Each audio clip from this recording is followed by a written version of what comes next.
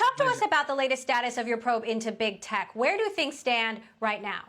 Well, our investigation began just about a year ago, and we're entering the final phase. We've had 5 hearings, 6 roundtables, reviewing lots of documents, and are planning now for our final hearings. And we'll expect to hear from the CEOs and then conclude the investigation with a written report with some findings about the marketplace and a set of recommendations.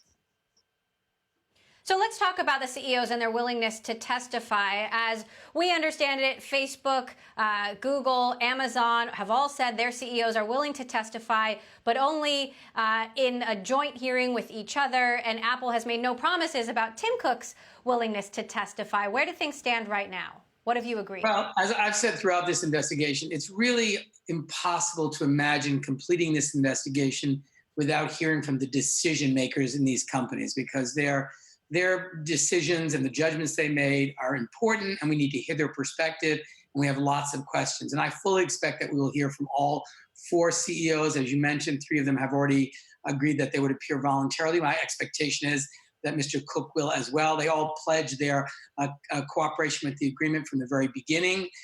And I think there's a lot of important questions that we need to ask these individuals, and they have a perspective to share. And this is the first major antitrust investigation that Congress of the United States has engaged in about 50 years. This is an important investigation that has important implications for the marketplace and for the American consumer. And we certainly expect all of the CEOs will continue to cooperate with this investigation and appear before the subcommittee to testify. And to clarify, have they agreed to testify, but only if the others testify in a joint session? Well, I think, they've all expressed their willingness to appear before the committee without subpoenas, with the exception of Mr. Cook, who's sort of left it open. But my expectation is that all of them will appear in the end, because they have important information which is necessary to the committee's investigation. And, we made very clear in that a letter that we communicated that we wanted an answer as to whether or not they would appear voluntarily, and if not, the committee was prepared to use compulsory process. So I don't think it's going to get to that. It should not get to that. This is an important investigation. The Congress of the United States has the right to collect evidence and hear from witnesses that are necessary to make appropriate judgments in completing this investigation and preparing a report for the committee and for the American people.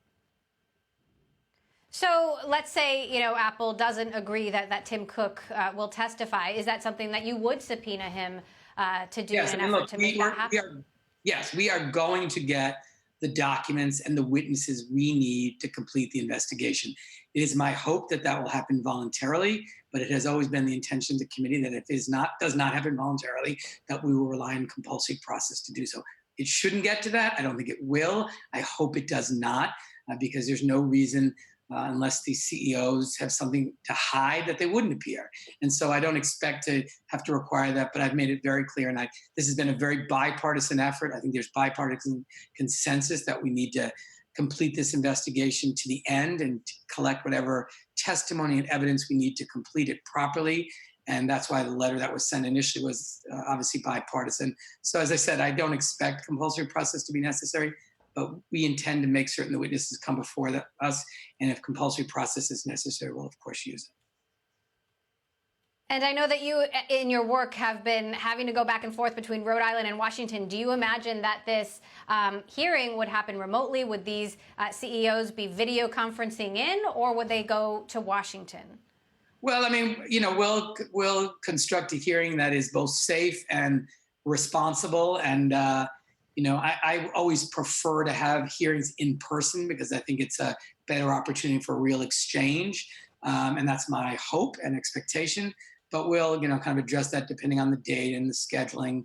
But what's really important is to have the decision makers before the antitrust subcommittee to answer questions to help us conclude this investigation and provide some perspective on a number of really critical issues. Now, as you mentioned, you've been looking into these companies for the better part of a year. They're all big tech, but they're all very different companies. What have you learned so far, and does any one of them stand out as being more problematic than the others? Well, you're right. I mean, they're very different companies, and there are very different behaviors that have caused some concerns and drawn the attention of this subcommittee investigation. So, what we will do in the report is really lay out how the marketplace is working, what the absence of real competition has produced, and the way that the sort of market share that many of these large technology platforms has allows them to kind of abuse the power that they have to, prevent people from entering the market, to bully high rents or exorbitant profits because they control access to the marketplace. There may be, in fact, evidence of people preferencing their own services and products. So, one of the reasons that we have antitrust laws, the kind of the chief evil that antitrust is designed to address, is economic coercion. And to the extent that these large technology platforms are behaving like monopolists, they are imposing certain economic coercion that results in higher prices, less choices, less innovation, more difficulty for new startups. So, we want the marketplace to work. We want it to be really competitive so we can make room for the next great Apple and Amazon and Facebook and Google. And when you don't have innovation in the marketplace because you have such market power, one of the real consequences is the decline in innovation. And so, this investigation has revealed a lot of important information. We'll talk about the status of the state of the marketplace, and then we'll hopefully develop a set of bipartisan recommendations to bring more competition into the digital marketplace. So let's talk about Facebook in particular, which has been in the hot seat over the last several weeks based on how it handles political speech and political ads, specifically not fact-checking or removing a post by President Trump suggesting that looters be shot. Mark Zuckerberg has said he'll review Facebook's content policies, but that decision stands. They've taken some smaller steps to allow users to hide political ads, but how big of a problem is this? And do you think Facebook, in saying it doesn't want to be the arbiter of truth, but being such a significant platform, is not fulfilling its responsibility here to the public? Well, this is a very serious issue. In fact, it's so serious that I've introduced separate legislation, separate and apart from this investigation, just a couple of weeks ago, to get at this issue of political ads. Because the idea that Facebook will sell an advertisement in a political context that is demonstrably false, and then not only sell that ad and make profit from it, but then assist the purchaser of the ad in micro-targeting it to people who are susceptible to believing it, is really shocking. And it's really that micro-targeting element. Normally if you put on an ad on TV and it's false, your opponent can respond to it and put their own ad on. The problem with micro-targeting is it can be sent to specific people based on characteristics, and you never even have an ability in kind of the marketplace of ideas to give the contrary view. So it's that combination of a willingness to sell a completely false ad that they know is false, and then helping them micro-target to people who are going to believe it. That is a completely unacceptable activity. And by the way, this sort of First Amendment claim is a silly one. The First Amendment claim comes to the declarant, the person who says something. And even that is not unlimited. You can't yell fire in a crowded theater. So there are certain limitations. But it's what Facebook does is once that post is made or that ad is purchased, they then use a set of algorithms to distribute that in a way that's most profitable to them. And so that's a business decision. That's not a First Amendment decision. They are using that algorithm to generate revenues and to generate views. And so this notion of somehow it's Facebook's First Amendment right is just not true. The declarant of the statement has a First Amendment right. They're a business that is then taking that and making a business decision with a very complicated set of algorithms about how to share that post. And that's a business decision. That's not a First Amendment decision. Let's move on to Apple. Apple preparing for its big developers conference on Monday. Meantime, you've got developers complaining about this big 30% cut that Apple has historically taken from the App Store. You've got the EU looking into Apple, not just the App Store, but how it runs its payments program. When you look at Apple, which, to be fair, doesn't have a majority in terms of devices that are used, iOS devices that are used around the world, does that concern you in terms of Apple's power, or does it not appear to be as much of a monopoly? No, it's a tremendous concern. We have a duopoly between Google and Apple in terms of apps. And so you think about the long tradition in this country of monopolists controlling an essential network and gatekeepers because of their outside power, keeping people out of that network. It happened with the railroads, it happened in telecom, it happened in banks. And this is very concerning that the use of the App Store, developers who are startups are basically being forced to pay a ransom of 30%, or they are denied access to that marketplace. And, it's just coincidentally, Google and Apple arrive at the same thing, a third of the profit. And that sort of market power is very disturbing. If in fact it were done the way, in a competitive market, you might have a percentage as low as 2 or 3%, the way it is with credit cards. Even the credit card market is not really competitive, but it's still 2 or 3%. This is 30%. This is highway robbery, but they are able to do it because of their enormous market power and because it's the only way people can access that app. And so for a developer, it puts them in a position of either you pay the ransom or you go out of business, or your app is not a success. That's a perfect example of an abuse of your market power to bully and exact unfair profits. And who pays for that? The consumer. They're paying for that because that gets passed on. So this is an example. By the way, it's not just one app or one company. This is a market-wide problem, and it's something that the committee is very much focused on. So when do you imagine the committee's report will be complete, and what do you believe the recommendations will be? Well, I can't tell you that, or you won't read the report. It's a little too early to say what the recommendations will be. I have some of my own ideas, and obviously will be a judgment of the committee. We had hoped to be done by June or even late May. Obviously, COVID-19 kind of threw our schedule off some. So it is my hope that we'll complete this process no later than the end of July, with a report coming immediately after that, so that we have enough time in the fall to introduce some legislation that responds to the recommendations in the report.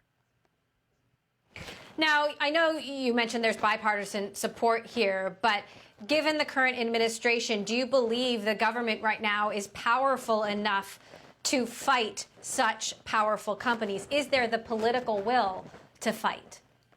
Well, it's a great question. This investigation has been very bipartisan. I expect it will continue to be.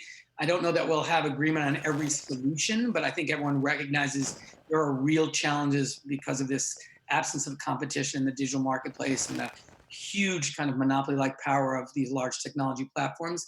And you're right. There's a long history of translating economic power into political power. So this will be a real test of that, because I think we will have a really good report that makes an excellent set of recommendations. And then, I know that we're going to fight hard to make those a reality. And we're going to have to make our case to the American people why this matters in their lives, why the absence of competition in this marketplace has implications for consumers and workers and innovation and startups. And I think when we do that, we'll continue to get support from the American people to move forward with some really good reforms. Meantime, next week, the Judiciary Committee will be hearing testimony from a couple of whistleblowers on the politicization of law enforcement and talking about police reform. Can you give us an idea what this testimony will involve and what kind of reform? I'm sure you've been thinking a lot about this. What kind of reform you believe is needed? Well, we had our hearing this past week, and we passed out of the Judiciary Committee the George Floyd Justice and Policing Act, which has significant reforms for the police department in terms of banning chokeholds, creating incentives for police departments to become accredited, to create a national police misconduct registry, to make certain that police officers are held accountable for their wrongdoing by having a reasonable legal standard, a series of other investments in strengthening the relationship between the police and community. So I think we have a really good bill. It's the most comprehensive police reform bill probably ever considered by Congress, and we're going to pass it this coming week, and then it will be on to the Senate, and hopefully they will take swift action. Meantime, business goes on, even though we are in the middle of a pandemic. You've pushed for a ban on M&A. What do you believe this will actually accomplish, and how long do you think that ban should go on for, knowing that we don't know when we're going to come out of this thing? There is so much uncertainty ahead. Yeah, I mean, the reason I've been pressing for that is what we really don't want is in the middle of a global health pandemic for investors and the investor class to see this as an opportunity to further consolidate market power and gobble up a bunch of companies that will, in the end, disadvantage consumers and workers and our economy in the long run. And so, what I've suggested is our antitrust agencies ought not be jamming through a bunch of mergers, but instead should be focused on the real harms to consumers right now. And that's things like hoarding and price gouging and other anti-competitive behavior that's having a real impact in the midst of a global health pandemic.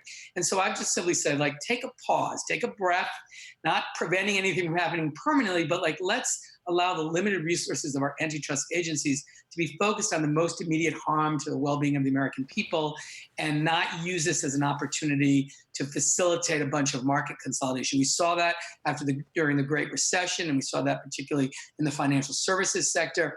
And these are opportunities. There's been a lot of talk already, a lot of reporting about investors being told there's a lot of opportunities out there, which is the kind of language that folks use to gobble up companies to increase market share. That I think is not good for consumers. And so, what I've been calling for is just like take a pause, take a deep breath, focus your energies on the things that matter to the American people right now until we get through this pandemic.